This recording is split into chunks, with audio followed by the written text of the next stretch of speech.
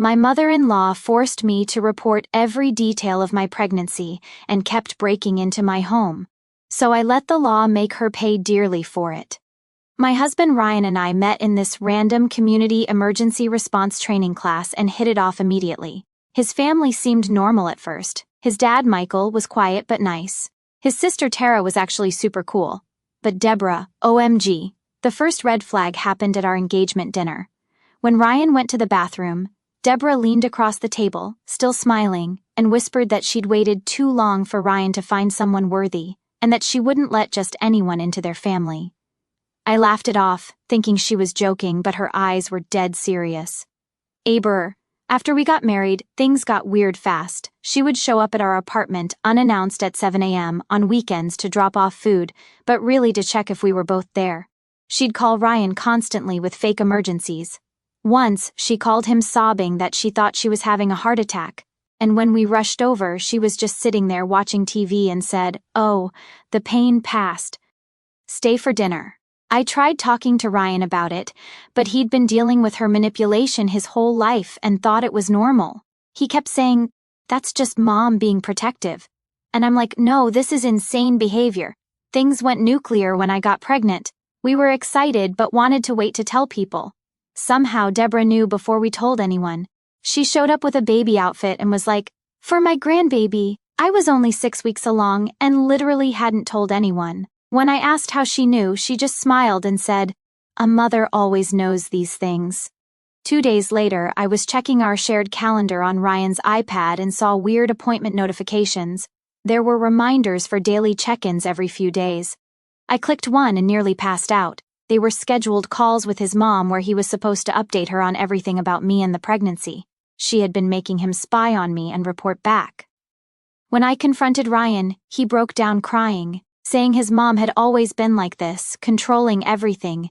He admitted she had access to all his accounts, read all our messages, and had even installed some family tracking app on his phone that he couldn't figure out how to remove. He said she threatened to cut him off from the family if he didn't keep her updated on everything. I was livid but also terrified. Because who does this? We agreed to change all passwords and create boundaries. Ryan promised he'd stand up to her. He called her that night and told her she needed to respect our privacy. She seemed to take it well, which should have been another red flag, TBH. A week later, I started getting weird texts from numbers I didn't know, asking if I was still selling my wedding ring, or if I was still looking for divorce lawyers. Then friends started calling, asking if Ryan and I were okay because they heard we were splitting up. Turned out Deborah had created fake profiles pretending to be me on social media and in local groups, saying my marriage was over and I was leaving Ryan. The absolute worst came when my boss called me into his office looking super uncomfortable. He showed me an email he'd received from my mother. My mom died when I was 16, BTW, saying I had serious mental health issues and was making up my pregnancy for attention. The email had private details about me that only someone close would know. I literally collapsed in his office. When we confronted Deborah with evidence of everything, she didn't even deny it. She looked me dead in the eyes and said, "Ryan deserves a real woman from a good family, not some orphan playing house." I was shocked, but Ryan went ballistic. He started yelling at her for the first time in his life, telling her she was sick and needed help. That's when she smiled and said, "I've already called Tara and Michael. They're waiting at our house. We need to discuss Ryan's future and how we're going to handle this situation as a family." Ryan asked what she meant, and she said, "You think this is the first time I've had to save you from a mistake? Ask your father what happened to Jessica." Ryan looked like he'd seen a ghost. Apparently, Jessica was his high school girlfriend who suddenly moved away. He stammered, "What did you do to Jessica?" And Deborah just laughed and said, "Nothing she didn't deserve. Now come home, son, without her." Ryan grabbed my hand, and we left. In the car, he was shaking so bad he couldn't drive. He told me his dad had always hinted that his mom had taken care of a problem with Jessica, but he never understood what that meant until now. Jessica had gotten pregnant at 17 and suddenly moved away after telling only Ryan's mom. We went straight to a hotel, and Ryan called his sister Tara, putting her on speaker. She started crying immediately and confirmed our worst fears. Deborah had terrorized every woman Ryan had ever dated, including Jessica. She had threatened the girl's family with some kind of blackmail until they sent her away. Tara said Deborah had a file on me from before we were even engaged.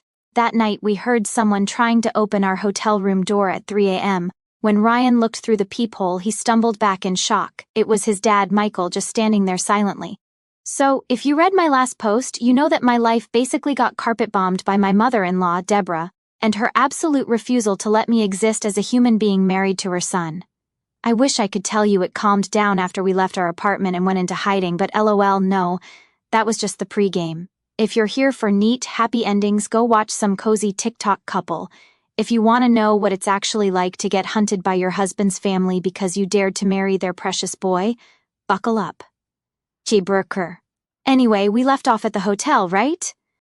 Me and Ryan basically shaking in a mid-range chain room, trying to process that his dad, Michael, had just stood outside our door at 3 a.m., not knocking, not saying anything, just standing there.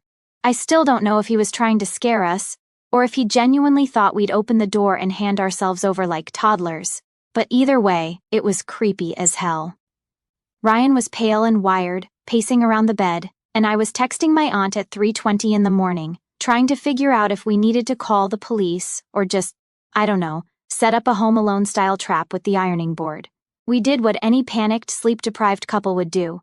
We piled a chair and my suitcase against the door, checked the peephole every 5 minutes and called down to the front desk, whispering like idiots. The night manager said he'd check the security footage and send someone up, but by the time anyone bothered to show, Michael was gone. Cool. Thanks for nothing, hotel security.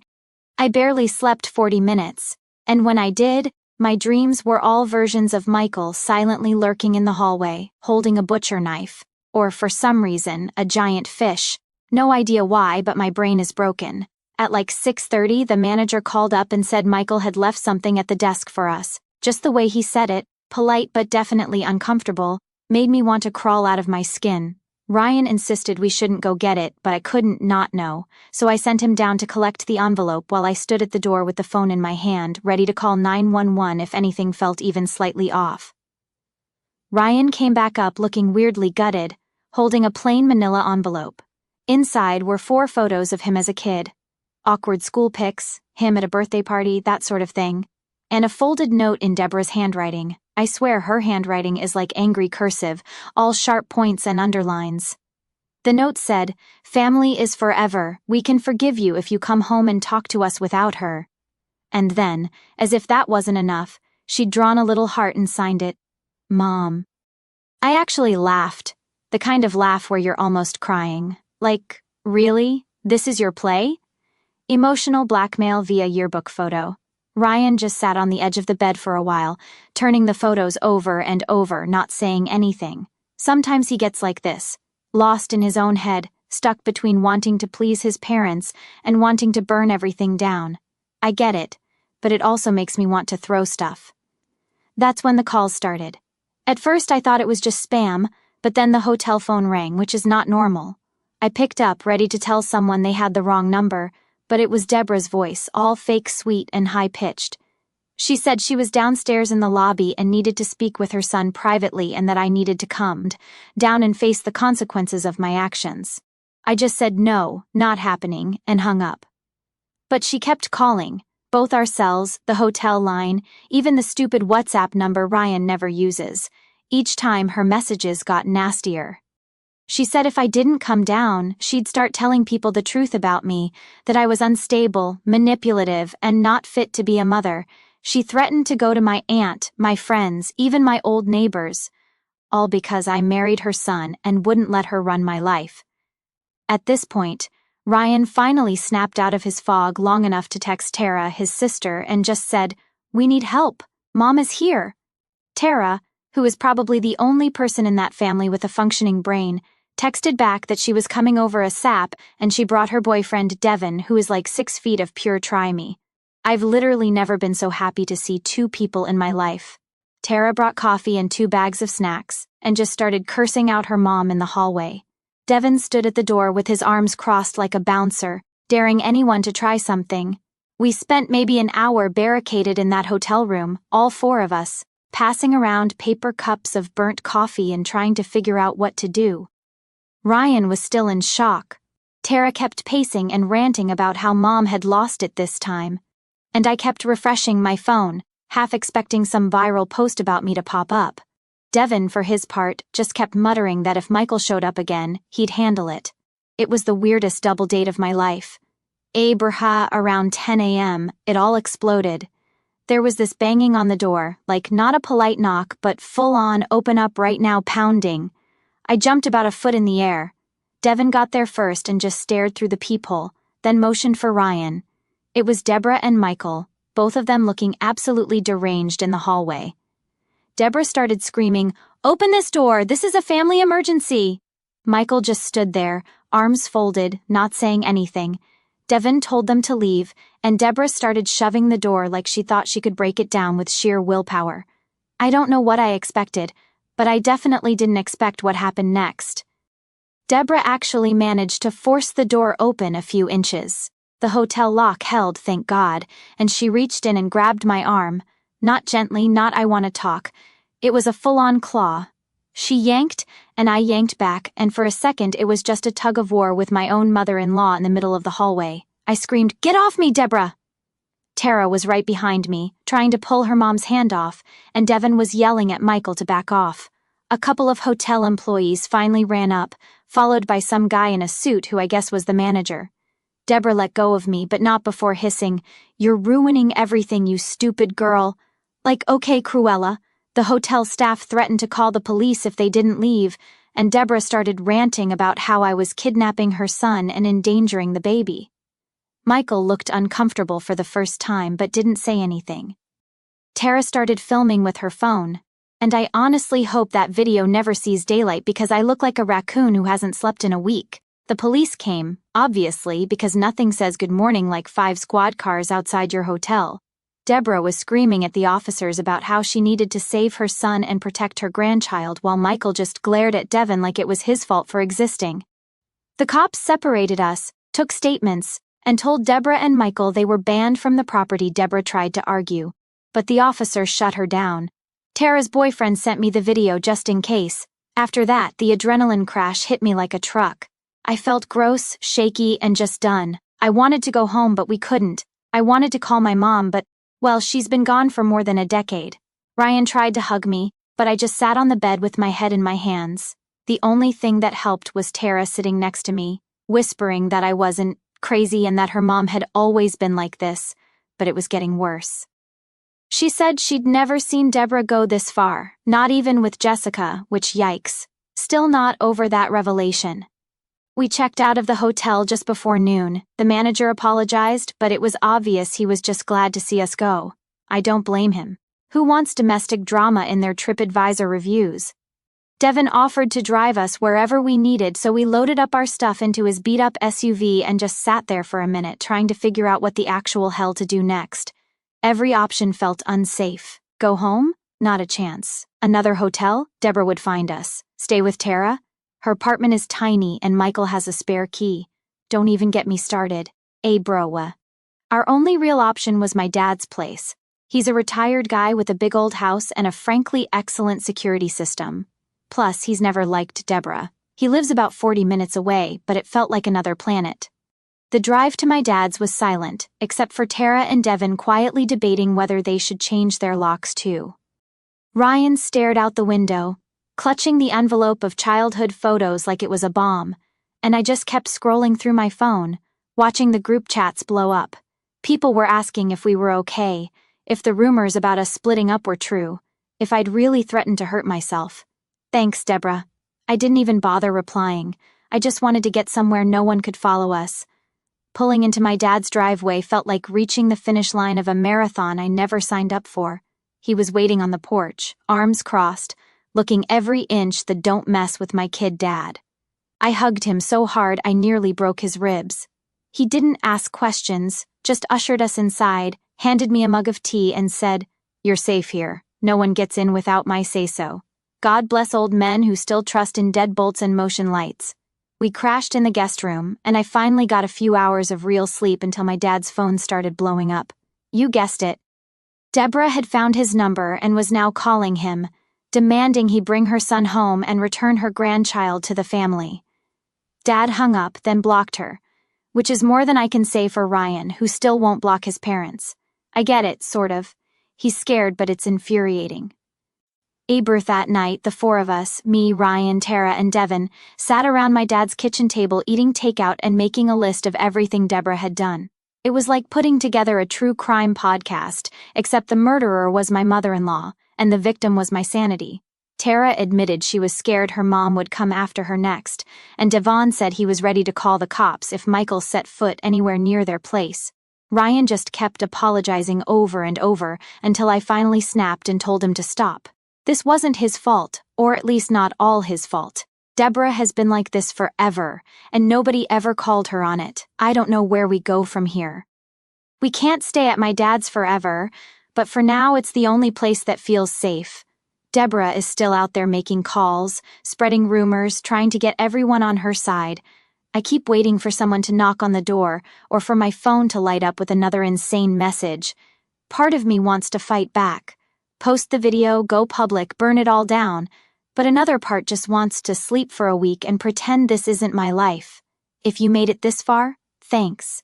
Seriously, I don't know if I'm looking for advice or just screaming into the void at this point, but it feels good to get it out. I wish I could say it's over, but something tells me Deborah isn't done. She never is. Kieber. So, yeah, here I am again, if you're still following this story.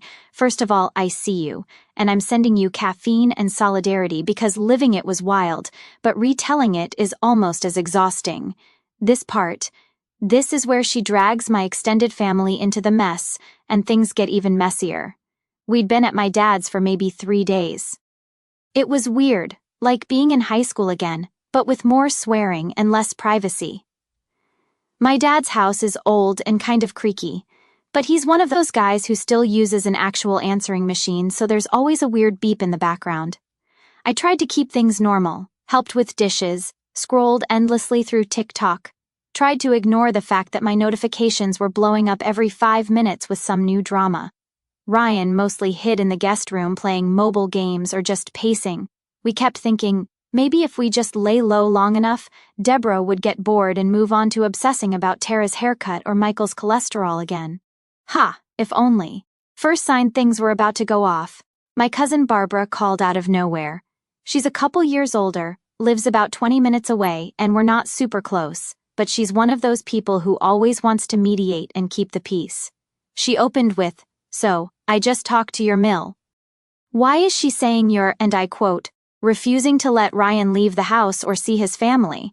I almost dropped my phone. I tried explaining, but she interrupted a ton, saying she just wanted both sides. By the end, she was asking if maybe I should just meet Deborah halfway. Which, yeah, let me just compromise with someone who tried to drag me out of a hotel room by my arm.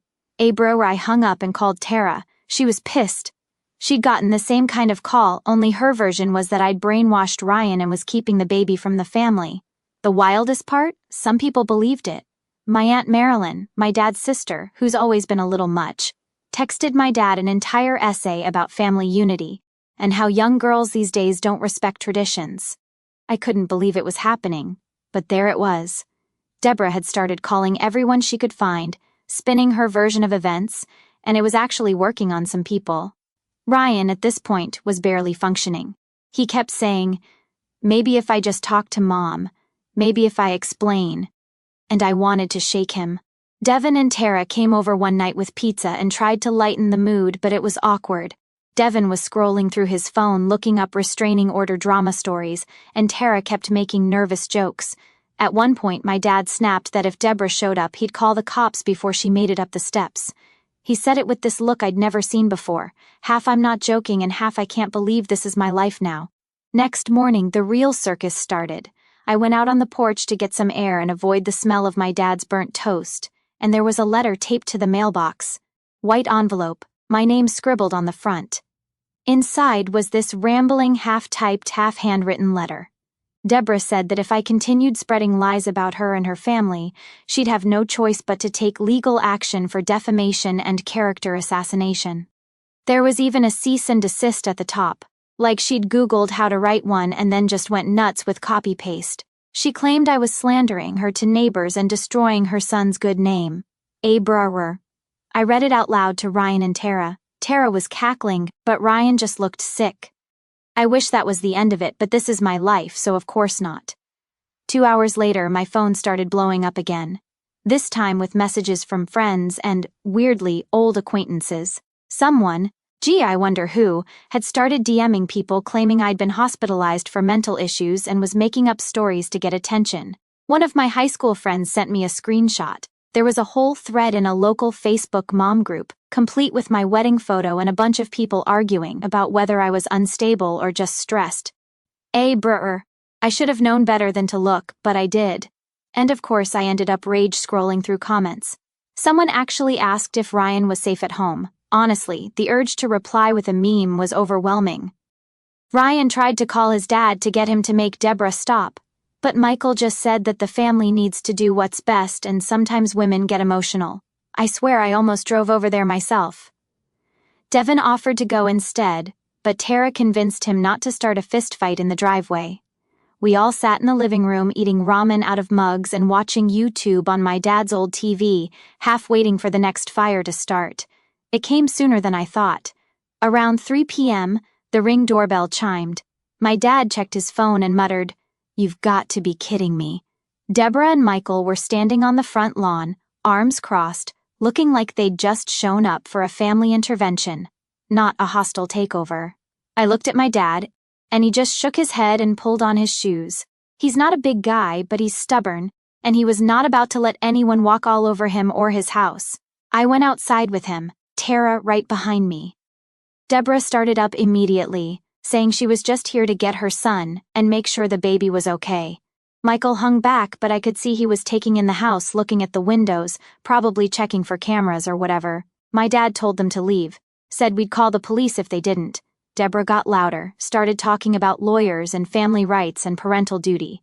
She actually tried to push past my dad to get to the door, and I stepped in front of her. She glared at me, totally unhinged. She said, "You think you can keep my son from me? You think you're better than this family?" I just stared right back and said, "We're not going anywhere. Go home." "Oh, Brr," she shoved me, full-on open palm to my shoulder. I stumbled back, but Tara caught me.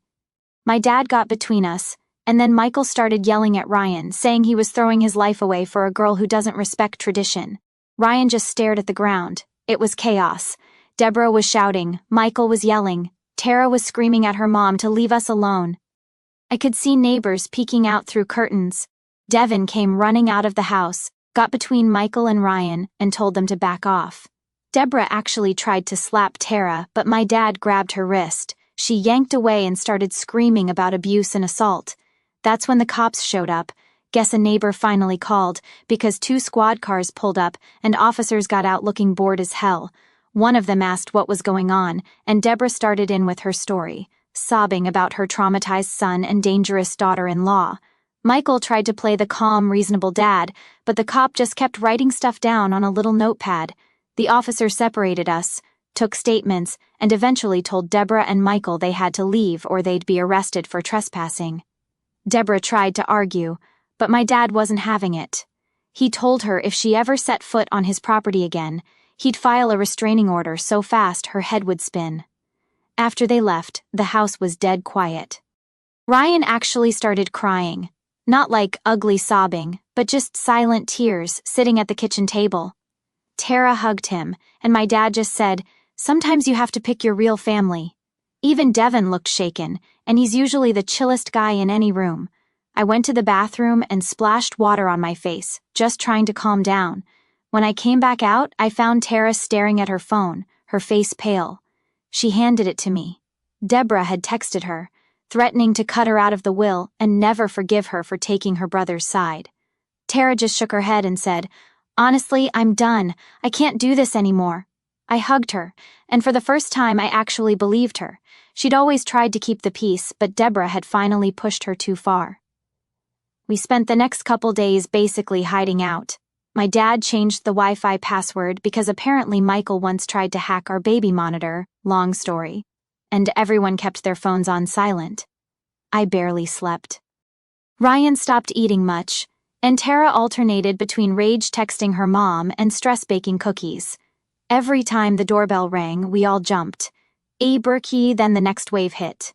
Deborah started messaging extended family, telling them I was unstable, Ryan was being abused, and that my dad was harboring us. My cousin Barbara actually showed up at the house and tried to stage a mini intervention. She brought cookies and this whole speech about healing the rift. My dad basically told her to get her information straight before coming in hot with accusations. Barbara left, but not before giving me this look like I just ruined Christmas. But it didn't stop there. One evening I got an email supposedly from a lawyer warning me to cease all slanderous communication about the last name family or face legal consequences. The email was full of typos and didn't even have a real signature, so I figured Deborah either wrote it herself or got some random to send it. I showed it to my dad, who laughed and said, "Let's see her try." Meanwhile, Ryan's phone started blowing up with texts from old friends, guys he barely even talks to, asking what the hell was going on. Apparently, Deborah was now telling people in their town that Ryan was missing and I was holding him against his will. Devin offered to go stay at their place. At this point, I was just tired. Not defeated, not giving up, not even close, but tired in that way where you're constantly waiting for the next shoe to drop. I started looking up legal stuff, trying to figure out if we could actually get a restraining order. My dad called a friend who knew a lawyer and got some basic advice, but everything takes forever and costs a fortune. Ryan and I argued about whether to just move out of state. He wanted to, but I didn't want to be forced to run by Deborah. Then a new low. Deborah showed up at my dad's again, this time after dark. She brought Michael, of course. This time my dad didn't even answer the door. He just called the cops as soon as he saw them on the camera. Deborah stood outside yelling into her phone, saying she was being denied her rights as a grandmother, and that the law would be on her side. The police came, told her if she came back again, she'd be arrested. Michael just glared at the house, then got in the car and left. After that, my dad installed more cameras, put up a new lock, even got one of those doorbell alarms that blare if you touch the handle. I started keeping my phone charged and near me at all times just in case. Ryan finally agreed to block his mom's number, and Tara did the same. It felt weird, like drawing a line in the sand, but also knowing the tide would just keep coming in. The fallout wasn't just family drama. Deborah called my old landlord, tried to get me blacklisted from renting in the area. She sent messages to my friends claiming I was unstable and needed help. Some people ghosted me, others called to check if I was okay, but you could hear the skepticism in their voices. It was humiliating. One day I went into the living room and found my dad staring at his phone, mouth tight.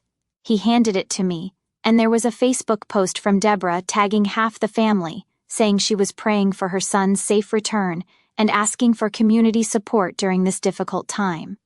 People were commenting, some with prayers, others asking what happened, a few with not-so-subtle digs at me. The comments section looked like a war zone. That night, Ryan and I sat outside on the back steps watching the neighbor's cat hunt moths. He asked if I still wanted to have this baby. If I was scared it would just make things worse. I told him honestly, I didn't know what I wanted except for Deborah to go away and leave us alone. He nodded, and we just sat there not saying anything. The next morning we made a decision. We couldn't keep hiding and hoping it would all blow over. We needed to actually do something, so we started prepping to file for a restraining order. My dad agreed to help with paperwork. Tara said she'd testify if it came to that. She was done protecting her mom. Devin started collecting all the videos, texts, screenshots, everything. It felt like moving from defense to offense for once. Not going to lie, I was nervous. Suing your mill, this isn't a soap opera, but here we are. But if you've read this far, you know by now Deborah doesn't give up easy. Filing paperwork is just the start. The last post ended with us prepping a restraining order after she tried to storm my dad's house, set the family group chat on fire, and torpedo my reputation in our town. If you think the saga peaked there, LOL, strap in. The week we started the paperwork, it felt like we were living in a bunker. Dad was obsessively checking the security cams, Tara was sleeping on our couch, and no one could agree on what to eat. Ryan kept leaving half-drunk cups of coffee everywhere, which drove my dad nuts, but no one had the energy to care about chores. I kept expecting Deborah to show up at any moment, but it actually went weirdly quiet for a bit, almost like she was waiting for us to make a move. That freaked me out even more. You know that feeling when everything's calm and you just know it's about to explode? That. Bruh. We finally got a court date. It took forever. Seriously, the amount of red tape just to file a basic restraining order is wild. My dad helped with the forms, which felt like some sad family project. Tara pulled together screenshots. Devin put together a folder of videos. His phone is now like 80% meltdown footage. And Ryan spent hours on the phone with whoever would listen, trying to wrap his head around the whole thing. I caught him once scrolling through old photos of his mom and him from when he was a kid. He didn't say anything about it, but he didn't need to. Bruh. That whole week, Deborah went full nuclear online. She started by making a bunch of vague Facebook posts about losing her son to a manipulative outsider and praying for family restoration. She tagged Ryan, me, even Tara. Then she started DMing random people asking them to pray for her grandchild's safety and help bring her son home. It was so embarrassing. People started looking at us funny at the grocery store. Some neighbors stopped waving. I got weird DMs from people I barely knew asking if the rumors were true. The old ladies at my dad's church group started dropping concerned hints about young marriages and stress. I mean, I even got a text from my ex-roommate from college like, "Hey, are you okay? Heard things are rough. NGL, I wanted to move to another planet. Broch." Meanwhile, Ryan was getting texts from Michael, his dad, every other day. Michael's messages ranged from, "You're being selfish to your mother," is heartbroken, to these weird reminders about family traditions and what happened to Jessica. If you read the earlier posts, you know that name still freaks Ryan out. Michael never apologized, never took our side, just kept trying to guilt-trip him. I asked Ryan why he even read the messages, and he just shrugged. I think he was hoping for some sign that Michael would finally step up, but honestly, it was never going to happen. I wish I could say we handled all this with grace and dignity, but mostly it just made us snappier and more awkward as a couple. We fought about stupid stuff like whether to get takeout or try to cook, who was hogging the charger, whether to answer the landline or let it go to voicemail. My dad kept reminding me to eat. Tara kept stress cleaning, and Devin started spending more time at his own place, which I totally get. Even the cat started hiding when voices got raised. Brr. The day before court, Deborah pulled her biggest stunt yet.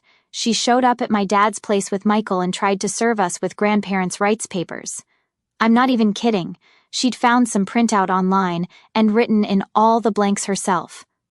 She handed it to me on the porch, all smug, and said, "I'm going to fight for my grandchild whether you like it or not." I told her to get off the property and slammed the door. Brr. The actual court day was surreal. We all got up before sunrise because Ryan was so anxious he couldn't sleep. Tara did my hair in the kitchen, hands shaking the whole time. My dad put on his only decent suit, which he hadn't worn since my mom's funeral.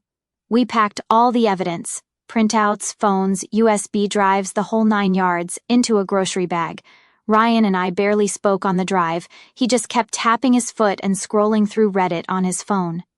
When we got to the courthouse, Deborah and Michael were already there, standing with their arms crossed and faces like stone. Deborah had her hair done and was wearing this weirdly formal dress like she was there for Sunday service, not a restraining order hearing. The waiting room was tiny and tense. Deborah kept glancing over at us, and Michael stared at Ryan like he wanted to say something but couldn't. Tara sat between us, scrolling through her phone, and my dad kept muttering under his breath about wasting a whole day on this nonsense. The judge was late, so we all just sat there pretending not to notice the glances from the clerk and the other people waiting for their own cases. One guy kept sneezing, which somehow made everything feel even more awkward. When our case was called, I felt this weird mix of anger and, I don't know, not fear but something close. I was ready to fight, but also half expecting the whole thing to go off the rails because, well, look at how everything else had gone. The judge asked us to explain what was happening, and Deborah immediately launched into this huge speech about losing her son and fearing for her grandchild. She started crying, which, not going to lie, was a little impressive. She even had tissues ready. Michael just sat behind her, arms crossed. Our lawyer, Well, technically my dad's friend's friend who agreed to help us out, tried to lay out the facts. The hotel incident, the trespassing, the fake profiles, the police calls, the letters, the threats. He had screenshots, videos, all of it. The judge kept asking Deborah to let him finish, but she kept interrupting, saying she was trying to cut Ryan off from his family and poisoning the next generation. At one point, she tried to hand the judge a stack of printed out emails, but the judge just told her to sit down. Then Deborah started yelling about what happened to Jessica, which made the judge stop and ask for clarification. Deborah wouldn't explain, just kept saying, "He knows what I mean," looking straight at Ryan. I looked at Ryan and saw his hands were shaking. The judge finally told Deborah that if she didn't calm down, she'd be removed from the courtroom. She slammed her hand on the table and hissed, "You're all making a mistake." When it was my turn, I tried to just lay it out, how Deborah had been coming after me since before the wedding, how she'd shown up unannounced, called and texted constantly, tried to ruin my reputation, and physically grabbed me at the hotel. I read a couple of the worst texts out loud. At one point, I just said, "I don't know what else to do. I just want her to leave us alone." Ryan spoke too. Finally, he told the judge that Deborah had always tried to control his life, that he'd let it slide for years, but this was different. He said, "I can't do this anymore. I love my mom, but I can't let her ruin my marriage." Deborah started crying again, but this time it wasn't as convincing. Michael just kept staring at the floor. The judge asked Tara if she wanted to add anything, and Tara stood up, voice shaking, and said, "I love my mom, but she's hurting people. She needs to stop." The judge nodded and said they'd heard enough. The ruling felt like it took forever, but the judge finally granted the restraining order. Deborah cannot come within a certain distance of us, can't contact us directly, and can't show up at my dad's house.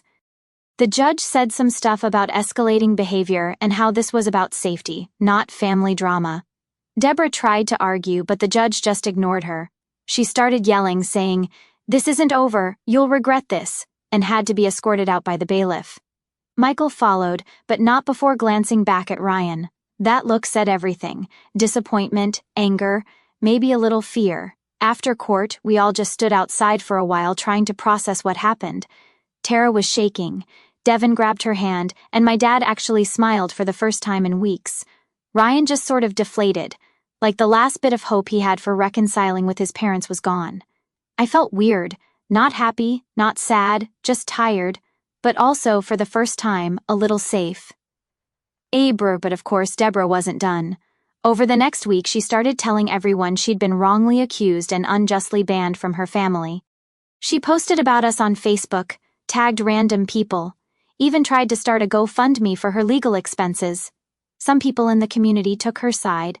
Others messaged me to say they were sorry for what happened. My Aunt Marilyn called again to say she thought it was all blown out of proportion. My cousin Barbara stopped talking to me completely. It messed with my head. Ryan and I fought about what to do next. He wanted to move out of state, start over somewhere without all this baggage. But I was stubborn. I didn't want Deborah to win by driving us away. Tara said she wanted to stay close, at least for now. She was worried Deborah would try to find some way around the order. Devin suggested we all get together once a week just to keep an eye on things and check in. Meanwhile, life kept rolling. The baby was still coming, whether we were ready or not. My dad bought a new video monitor for the house just in case. We started looking for a new apartment somewhere not so close to the drama. Ryan blocked his mom on everything, and Tara did the same. Devin helped Tara change her locks. I kept my phone on silent just in case, but every time it buzzed, my heart jumped. So, yeah, that's where we're at. If you're still here, thanks for listening. And if you ever see someone's mother-in-law lurking in a hotel lobby at 3 a.m.,